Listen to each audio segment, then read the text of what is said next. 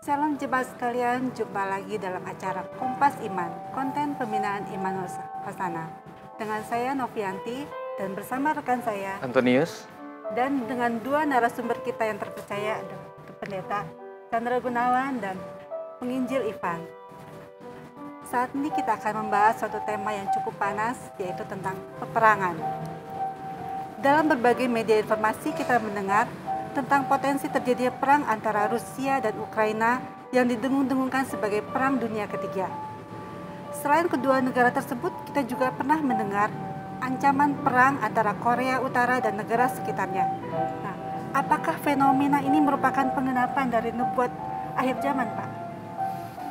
Silakan, Pak Ivan dulu. Ya, jadi kita harus tahu dulu ya bahwa akhir zaman itu bukan seperti yang orang pikirkan, kemudian terjadi ya dunia ini hancur-hancuran gitu. Tapi kita harus tahu bahwa akhir zaman itu sebenarnya akhir daripada zaman akhir. Nah, di mana kita sebenarnya sekarang ada berada di zaman akhir. Zaman akhir kan diawali oleh kedatangan Kristus pertama kali dalam kelahirannya, dan di akhir daripada zaman akhir inilah kedatangan Kristus yang kedua kalinya. Kalau kita bilang tentang perang, apakah itu nubuatan daripada akhir zaman? Apakah berarti kemudian kalau hari ini perang, besok Yesus datang kedua kalinya? Tentu kita yakini tidak demikian gitu ya. Bahwa kenapa kok begitu? Karena Yesus sendiri kan juga berkata bahwa dalam Matius 24 ayat 6 misalnya, kamu akan mendengar deru perang atau kabar-kabar tentang perang. Namun berawas-awaslah, jangan kamu gelisah. Sebab semuanya itu harus terjadi, tetapi itu belum kesudahannya. Jadi perang itu terjadi juga sebenarnya bukan di masa sekarang aja. Bahkan dulu Amerika lawan Irak, kemudian juga ada bom atom di Jepang. Itu kan kalau orang pikir pasti itu sudah mau akhir zaman nih. Tapi kan pada kenyataannya belum. Nah, tetapi yang kita harus ketahui bahwa Yesus sudah berkata bahwa itu belum kesudahannya. Berarti, atau juga di kata lain di dalam Wahyu 3:3 ya, karena itu ingatlah bagaimana engkau telah menerima dan mendengarnya, turutilah itu dan bertobatlah. Karena jikalau engkau tidak berjaga-jaga, aku akan datang seperti pencuri. Dan engkau tidak tahu pada waktu manakah aku tiba-tiba datang kepadamu.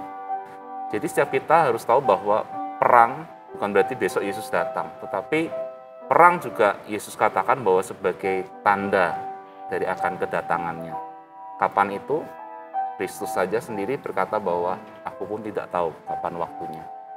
Jadi, iya itu menjadi tanda. Dan kita diminta ketika ada perang, berjaga-jagalah.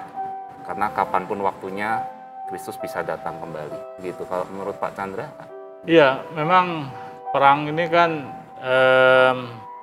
sesuatu yang sudah disampaikan ya di dalam Alkitab ya. Jadi kalau perang merupakan tanda akhir zaman, betul gitu ya. Tetapi bukan satu-satunya tanda, betul ya. Bapak sudah ngangguk-ngangguk, berarti betul ya. Berarti boleh ya. Coba kita tes ya. boleh ya. Setelah itu apa coba tandanya Pak Tony? Selain perang, perekonomian ya, ekonomi yang semakin istilahnya tidak menentu, salah satu ya. Mungkin ya. Ya, dan bencana nah, yang hebat begitu ya. Nah, jadi waktu kita bicara soal tanda akhir zaman, itu bukan perang, itu salah satu di antara sekian banyak tanda. Dan yang kedua, waktu kita berbicara mengenai bagaimana Alkitab melukiskan tanda akhir zaman, nah jadi semua tanda itu semakin dekat ke Tuhan datang, itu eskalasinya makin tinggi. Artinya itu memuncak begitu. Nah, perang ini kan macam-macam ya.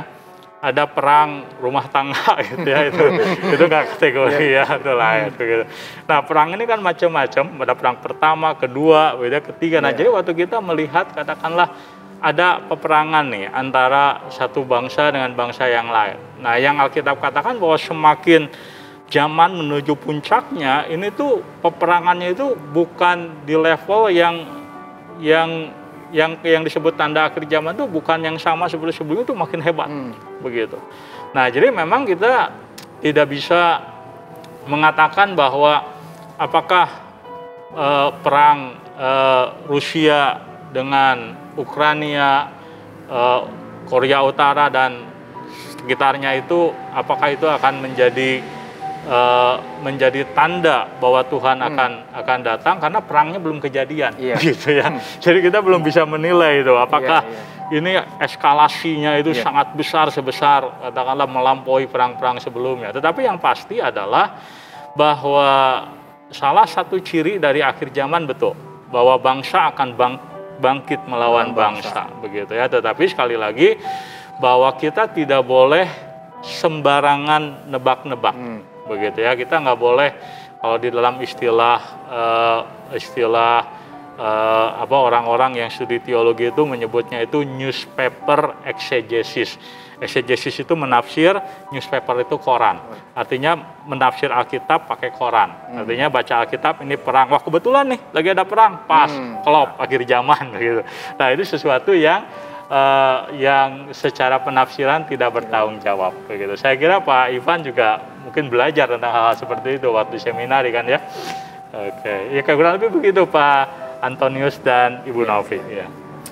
Nah, memang kan kalau kita perhatikan ya, Pak Cagun, Ivan, perang itu kan sebenarnya tidak berhenti ya, kalau bisa dibilang. Zaman Israel pun kan peperangan itu kan terus terjadi sebetulnya. Sering berperang bangsa Israel dengan bangsa-bangsa lain di sekitarnya pada zaman perjanjian lama lah, bisa dibilang begitu. Nah, apakah dengan demikian memang peperangan itu tuh dalam arti kata diperbolehkan dalam sudut pandang Kristen begitu. Dan juga kalau kita tidak salah kan pernah ada sejarah juga tentang perang salib dan lain sebagainya begitu. Nah, bagaimana? Nah ini menarik ini, karena waktu kita bicara soal apakah ada perang yang dibenarkan, begitu, yang dibenarkan. Bahkan ada perang yang dipimpin oleh Allah sendiri, gitu ya. Gitu ya. Nah, ini mungkin Pak Ivan lebih tahu ya, sudah persiapan gitu ya. Coba Pak, coba di-sharingkan. Bagaimana dijelaskan ya, Pak? Kalau kita lihat daripada kisah bangsa Israel mau memasuki tanah Kanaan itu kan sebenarnya di dalam Alkitab juga sudah diceritakan bahwa Tuhan sendiri pada akhirnya yang memimpin juga melalui Yosua ketika itu untuk bagaimana masuk ke tanah Kanaan. Tetapi kalau kita perhatikan di dalam kitab Ulangan 20 ayat 10 sampai 14, di situ sebenarnya Tuhan tidak serta-merta langsung menyuruh habisin gitu. Atau enggak serta-merta langsung perang. Perang itu tetap menjadi opsi terakhir daripada Tuhan. Nah, Tuhan itu juga berkata intinya itu apabila engkau mendekati suatu kota untuk berperang melawannya, maka haruslah engkau menawarkan perdamaian kepadanya. Berarti sebenarnya ada diskusi dulu nih, ada percakapan, tidak serta-merta langsung hajar, tapi tetap ada usaha untuk perdamaian. Kalau memang pada akhirnya bangsa itu tidak mau, istilahnya itu kan harus menduduki suatu bangsa demi bangsa. Kalau memang mereka tidak mau, pada akhirnya memang perang harus terjadi, yaitu harus dilakukan. Begitu. Jadi perang itu terjadi atas kehendak Tuhan. Nah, tapi menariknya kan juga bagaimana dengan kita di zaman ketika sudah ada perjanjian baru. Nah, iya betul. Tuhan Yesus kan berkata, kalau ditampar kiri, kasih kanan, kan ya. Iya. Itu gimana Pak? Itu Pak. Iya. Terima kasih bolanya.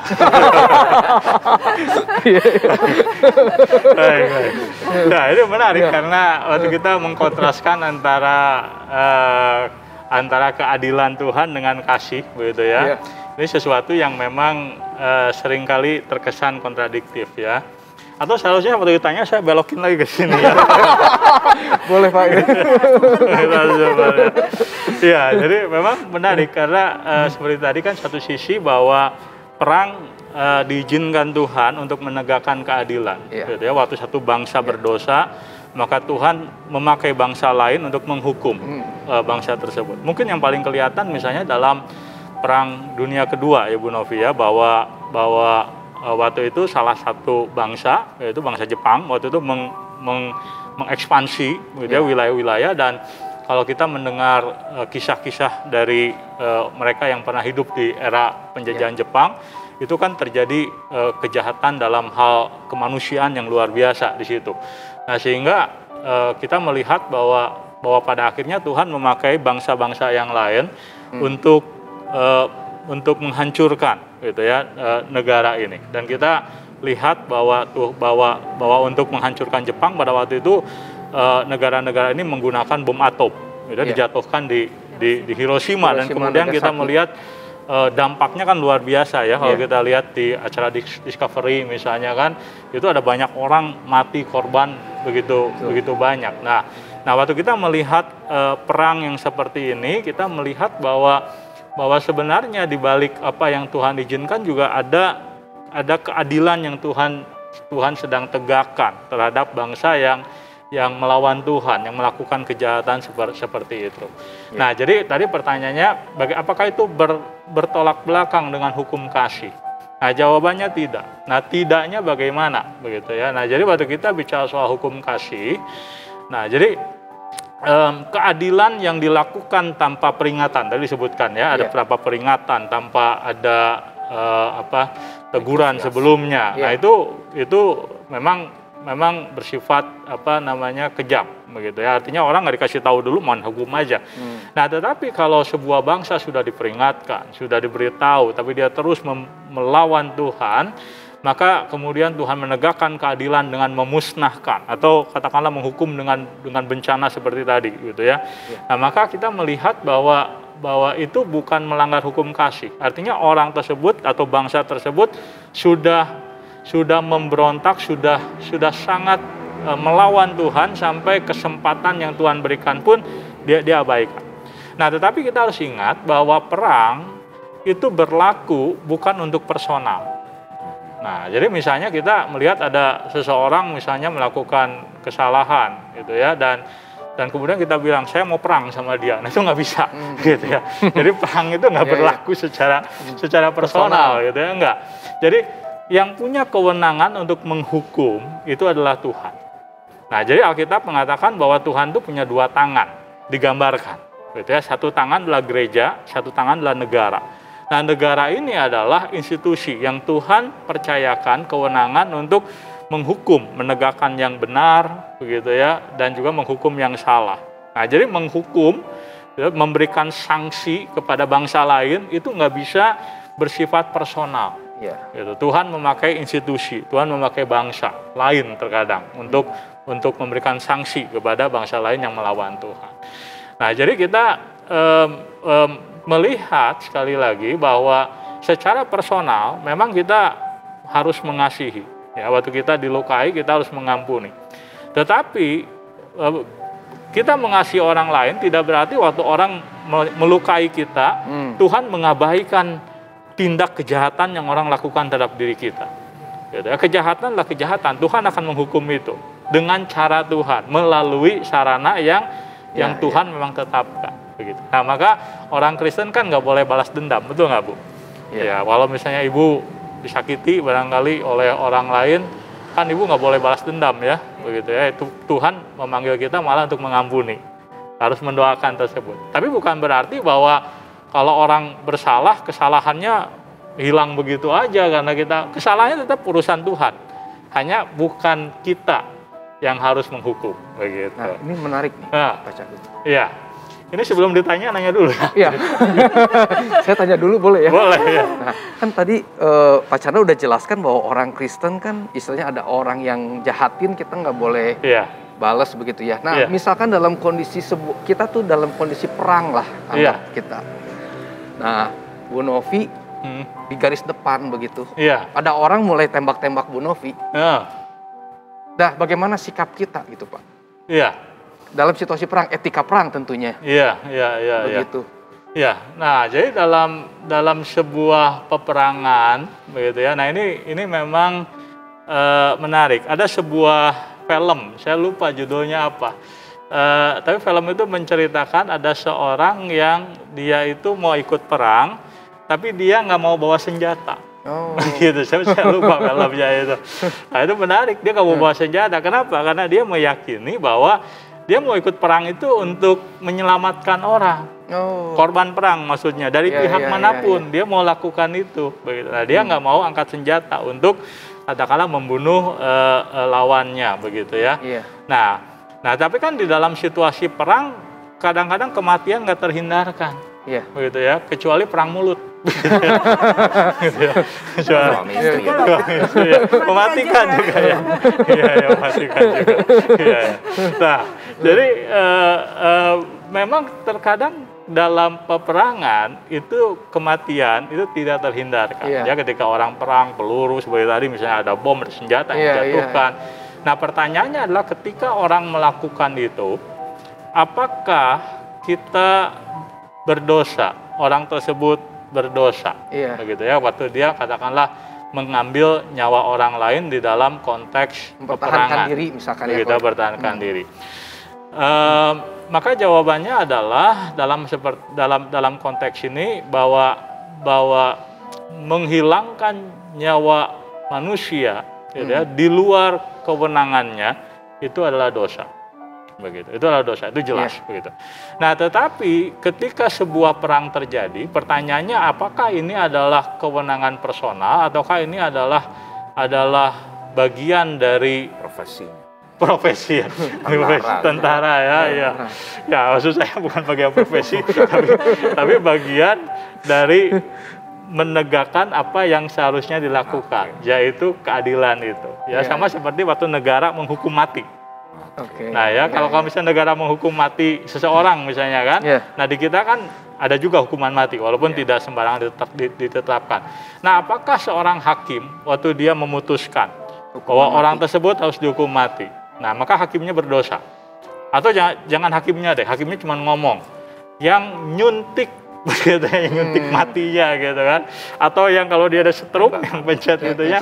Nah, apakah dia berdosa karena melakukan itu? Nah, maka jawabannya adalah kalau itu dilakukan dalam rangka mengeksekusi keadilan tadi, begitu ya. Nah, itu adalah bagian daripada proses penegakan hukum, gitu ya. Dalam konteks perang kita bisa mengatakan bahwa itu adalah konteks di mana menegakkan keadilan atas bangsa yang salah terus dilakukan. Tapi sekali lagi dalam konteks peperangan sekalipun ada namanya hukum. Kalau orang sudah menyerah itu nggak boleh ditembak. Kalau orang sudah menyerah, kalau orang sudah menyerah ditembak itu kita melakukan pelanggaran hukum perang, begitu. Nah, sehingga saya lihat memang waktu dalam situasi perang seperti itu sedapat-dapatnya kita berusaha untuk jangan sampai mengambil nyawa orang lain sedapat-dapatnya. Walaupun di dalam kondisi perang kita kadang-kadang nggak bisa terkontrol, nggak bisa terkendali, begitu. Ya, kurang lebih begitu, Pak. Ya, terima kasih penjelasannya. Ini ada satu lagi, Pak. Dimana saat ini dalam peperangan modern yang dilakukan demi perdamaian atau keamanan. Misalnya seperti teori perang yang benar, just war theory. Itu saya juga baru dengar sih sebenarnya. Itu bagaimana itu, Pak? Iya. Silakan, Pak Ivan. Jadi dalam perang itu harus tadi ya berdasarkan atas kasih tetap sebenarnya. Jadi tidak boleh asal hajar, asal hantam. Ada jalur-jalurnya tadi, yaitu jalur hukum dan lain sebagainya. Tetapi kan ada kalanya memang perang tidak bisa dihindarkan begitu. Jadi perang tetap harus berdasarkan kasih. Jadi tidak boleh, intinya tuh gini, kalau kita perang atas dasar kasih, intinya kita sebenarnya berperang untuk melepaskan orang dari ketertindasan sebenarnya. Ketika ada orang tertindas, kita bukan orang saja ya, mungkin kumpulan orang lebih tepatnya. Ada yang tertindas, kaum ini tertindas. Tentu kita tidak boleh diam saja. Kalau kita diam saja berarti kita tidak mengasihi kan, berarti kita diam aja. Sudah tahu orang itu tertindas atau kaum itu tertindas, tapi kita diam saja. Itu kita menjadi salah karena kita nggak mengasihi. Nah, tapi kita sebagai orang Kristen tidak boleh asal tadi misalnya personal kemudian kita main hajar, main perang, nggak boleh. Tapi kita punya jalur-jalur yang ada. Jalur-jalur yang ada itu bisa misalnya melalui negara lah, atau melalui hukum lah, atau misalnya negara melalui jalur internasional, hukum internasional. Jadi kita harus melalui tahapan demi tahapan sehingga pada akhirnya perang itu tidak asal perang, Nah, kemudian kita harus tahu bahwa perang atas berdasarkan kasih juga perang yang tidak asal hajar juga, dalam arti jangan sampai perang itu pada akhirnya justru apa yang kita lakukan ingin membebaskan kaum yang tertindas, justru pada akhirnya kita menindas orang lain. Ya. Contohnya pada perang salib misalnya. Perang salib kan awalnya memang tujuannya karena ketika itu orang Kristen tertindas karena nggak bisa beribadah di Yerusalem misalnya. Itu kan yang terjadi itu penindasan. Nah, mereka pada akhirnya bersatu untuk bagaimana caranya supaya perang terjadi, supaya tidak ada lagi penindasan itu. Tapi pada akhirnya dosa tetap membonceng, tidak atas dasar kasih saja. Awalnya memang atas dasar ingin membebaskan orang tertindas. Tetapi pada akhirnya justru dengan negara-negara lain yang ikut membonceng, motivasinya justru akhirnya membelok. Akhirnya apa? Justru akhirnya menindas orang yang tidak seharusnya ditindas. Jadi benar bahwa kita boleh perang, bisa saja perang itu adil dan lain sebagainya dengan atas dasar kasih, tetapi hati-hati. Namanya manusia yang berdosa, seringkali dosa itu membonceng dan akhirnya perang itu yang seharusnya atas dasar kasih jadi tidak kasih, justru akhirnya menindas dan menghabisi banyak orang. Gitu. Jadi perang itu kadang-kadang dasarnya tidak selalu kasih, kadang-kadang minyak. Betul. Perebutan wilayah, minyak, gas bumi gitu ya. Sekarang lagi langka Pak minyak. Gitu. Bisa perang nanti. Iya, perang ya. Itu minyak goreng sih. Minyak goreng ya. Itu Pak, kontekstual. Iya, jadi memang motif itu penting ya. Jadi kita memang tidak boleh juga gampang di zaman sekarang khususnya menjustifikasi ketika peperangan terjadi. Karena motif itu bisa sangat kompleks sekali, begitu ya. Jadi kalau misalnya kita dengar, misalnya dari berita-berita itu bahwa ada komunitas orang tertentu tinggal di satu wilayah dari negara lain, gitu ya, dan di situ dia jadi minoritas, dia terkucilkan, dan kemudian negara tetangganya kemudian mau membela itu. Tapi kadang-kadang motif dibalik ada motif itu betul, tapi kadang-kadang peperangan kemudian muncul bukan hanya satu motif. Ada unsur-unsur yang lebih kompleks dari itu. Dan itu membuat orang-orang percaya memang harus betul-betul wise. Begitu waktu kita melihat situasi seperti itu, tidak gampang menjustifikasi bahwa yang benar itu adalah negara ini atau negara itu. Kadang-kadang itu kelabu sekali. Betul. Ada agenda-agenda tersembunyi ya Pak? Iya, betul. Ada udang di balik Rompeng. di balik yang kelihatan gitu betul, ya. Betul. Iya. Nah, kalau kita lihat ya, Pak Chandra Gunawan, Pak Ivan, peperangan berarti tadi sudah dijelaskan dari dulu sampai sekarang. Terus kemudian orang Kristen mungkin ada berbagian lah ya dalam peperangan tersebut, baik zaman dulu maupun sekarang begitu. Nah, kita juga kan mungkin lihat bukan hanya Rusia dan Ukraina aja, ada peperangan lain ya di belahan bumi yang lain yang memang sedang berlangsung saat ini. Hanya mungkin media tidak terlalu banyak expose begitu ya. Nah, sekarang ya puji Tuhan kalau kita negara bukan negara dalam kondisi yang perang begitu. Nah, ini seandainya kita berbagian dalam perang, sikap yang terbaik saat ini tuh apa? Terus kemudian kalau kita boleh bandingkan kan tidak ada, bisa dibilang semua perang itu pasti menyakitkan, ada penderitaan.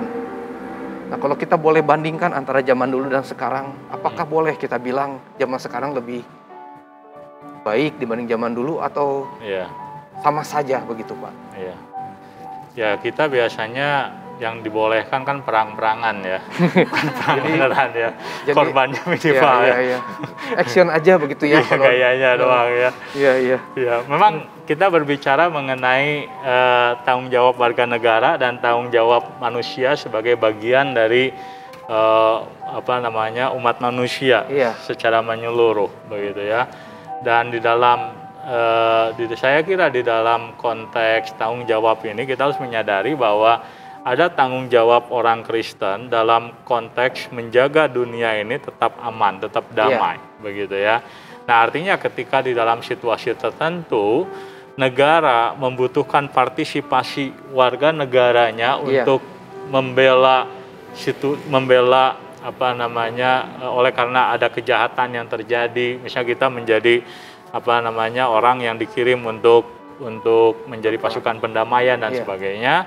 Saya rasa di dalam konteks yang benar-benar jelas, orang-orang Kristen dapat ambil bagian di situ. Walaupun bukan berarti kita boleh pergi tanpa perlengkapan. Begitu. Artinya kita bukan berarti kita merasa di Somalia ada ketidakadilan, kita pergi ke sana mau perang gitu ya. Enggak gitu ya. Enggak begitu. Karena kenapa? Karena sekali lagi perang itu nggak individu. Ya, dan bukan kelompok begitu. Ya, perang itu adalah sesuatu yang dilakukan ketika satu bangsa jahat dan negara lain dipakai Tuhan untuk menegakkan keadilan, itu boleh. Nah, tetapi seperti seperti orang-orang yang kemudian dikirim ke daerah tertentu, nah biasanya adalah orang-orang yang memang dipersiapkan untuk itu.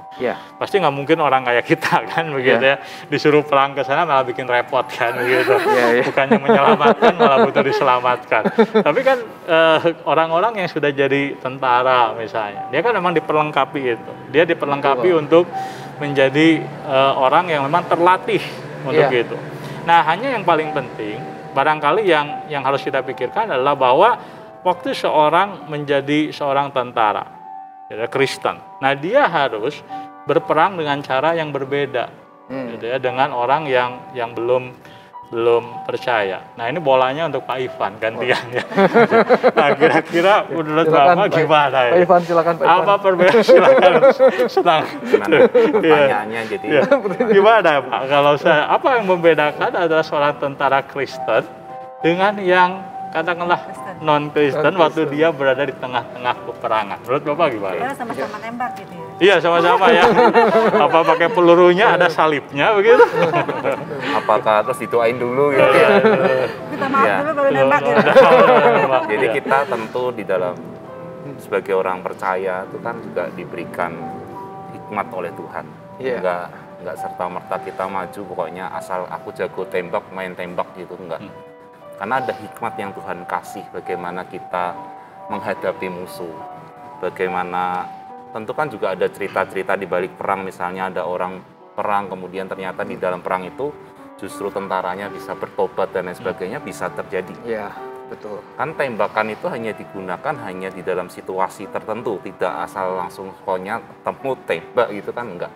Orang Kristen tidak boleh berperang sebagai tentara yang pokoknya gagah-gagahan gua nembak banyak orang nih, semakin banyak semakin hebat, tidak. Tapi ada dalam situasi tertentu kita masih bisa mungkin ya bilang dikata diskusi, tentu sulit ya itu di dalam situasi perang. Tetapi ada momen-momen tertentu pasti Tuhan bisa pakai di mana ternyata kita sebagai tentara Kristen bisa saja berbeda, dalam arti kita di momen kita mau tembak ternyata kita nggak tembak, bisa saja mau ditembak orangnya menyerah. Nah, penginjilan di situ bisa jadi karena hikmat Tuhan bisa menggunakan berbagai macam kesempatan.